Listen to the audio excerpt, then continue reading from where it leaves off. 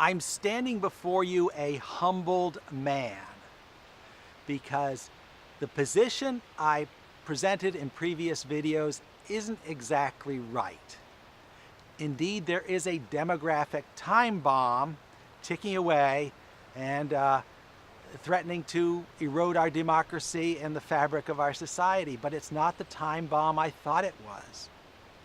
People may, in fact, be getting stupider. It may be true that the wrong people are breeding and producing too many less intelligent people.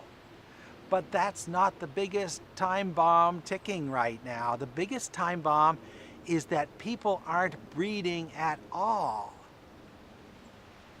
In every industrialized country, they are not producing enough babies to refresh the population.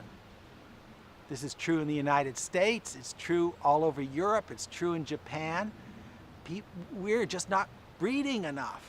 Even if you take the stupid people breeding and the smart people breeding and you add them together, we're not producing enough babies.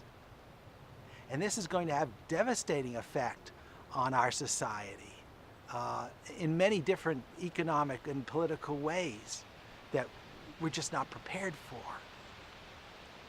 Now, this is a big surprise to me because I grew up in an era that talked about a population explosion.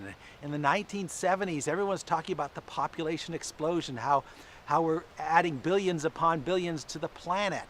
It was 6 million, 5 million, then 6 million, then 8 million. I don't even know how many billion it is right now on the planet. And the big crisis is we have to stop breeding and bring down the population. Little did we know that had already happened in the industrial world. The industrial world had no population explosion. The industrial world, its fertility had already dropped by the 1970s. And it traces back to the same thing I talked about in my first video, the advent of reliable birth control in the 1960s.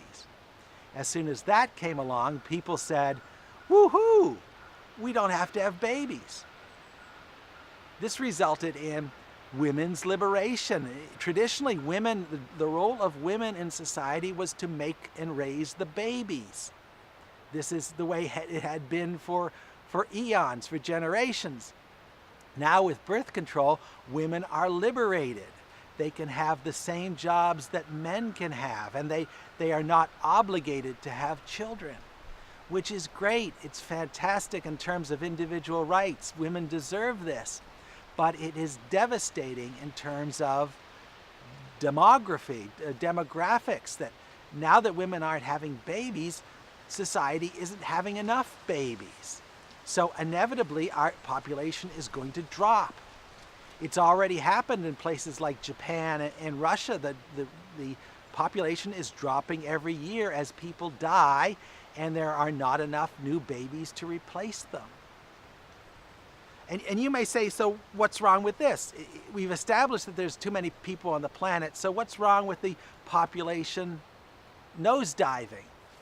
Well, the problem is that our economy and our political system and our whole society are built upon a sort of Ponzi scheme, a pyramid scheme that assumes unlimited growth, that assumes that the population is going to continue to grow. Once the population starts to decrease, then, well, our whole economy could collapse. Well, for one thing, you don't have to build anything. If your population of your country is dropping, you don't have to build anything anymore. You don't have to build new houses for people because there's already houses available. That means your construction industry collapses. You've also got a whole heck of a lot more old people. People are assuming now that they're going to retire at the age of 65.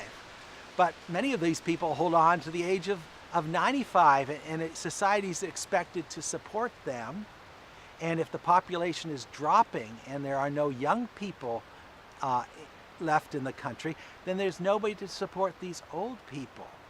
So you've got to cut these old people off. These old people are going to have to start working again, and they're not going to want to do that. So I'm only beginning to scratch the surface. The reason I got into this is in the course of my research, I found this book called What to Expect When You're Not Expecting. And it's about the coming demographic crisis in America and the world at large that is destabilizing us. It's the greatest crisis of our century, perhaps, is the fact that we're not producing enough babies.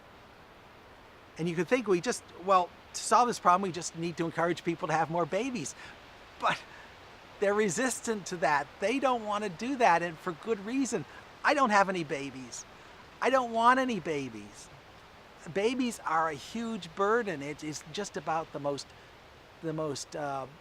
time-intensive thing that you can do. You're spending a huge amount of time for 20 years. You're taking enormous risks when you have a baby. You're taking enormous risks that there may be birth defects. There's so many things that can go wrong with parenthood that who would want to take the risk? Who would want to do this? And there have been government programs, for example, in Russia to try to encourage people to have more babies. They don't work. People do not want more babies. They want their freedom. The fertility rate measures the number of children that a woman has, and we need a fertility rate of a little over two children per woman to refresh our society. And in America, we have a little less than that. In places like Russia and Japan, they're only having about 1.5 children per woman in her lifetime, which means their populations are literally dropping.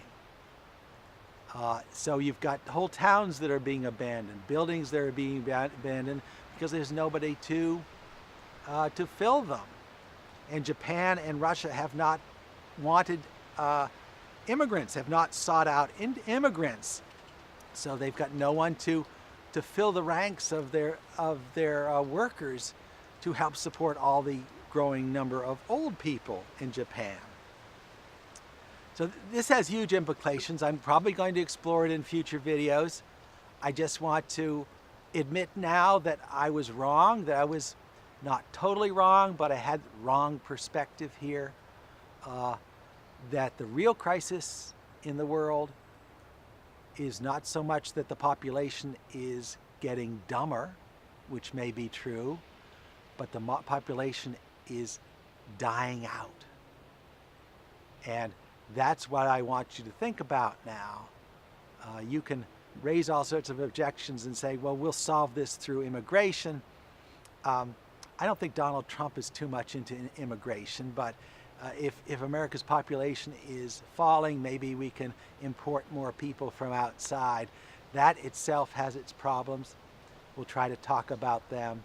I promised in the last video to talk about the Flynn effect, which seems to be making people smarter over time. I think I have an answer to that, but that's for a future video. For now, think about this. Women in the industrial world are not having enough babies. Therefore, eventually our populations are going to drop. And what effects is this going to have on our society and our democracy?